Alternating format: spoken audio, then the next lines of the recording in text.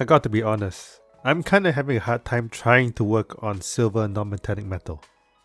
So what I did was get this set of AK interactive paints for the non-metallic metal steel. Let's see if this goes well. Inside, you have black, bluish grey and all the way to white. Altogether 6 paints. So I was going to try it on this iron jaw orc.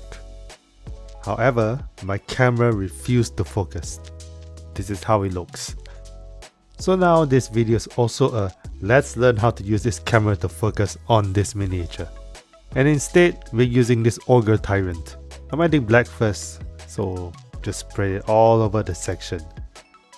Next is anthracite grey. Hopefully I said it right. Anyway, we just glaze the grey until there's a visible grey on the black area. You don't have to be full grey, just let's say, we're saying grey a lot, huh?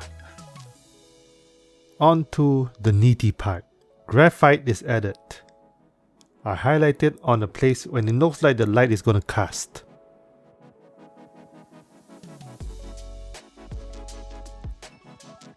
So next is adding and mixing ocean blue in graphite. They say that this is actually optional. I say that it's actually useful because that way you can have a bit of a blue reflection, because you don't really like your metallic to just be grey, black grey then white. Almost there. This is silver grey. It's not white, it is like a little bit of a grey on white. This is to add more lighting. While you're at it, you can also glaze and blend the color with the previous color to give a little bit of a smoothness.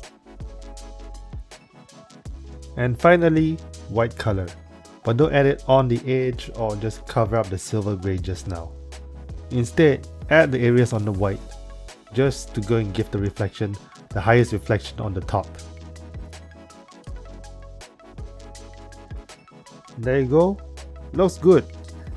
Next thing to master is gold non-metallic metal, so stay tuned for that video. I'm gonna work on that one.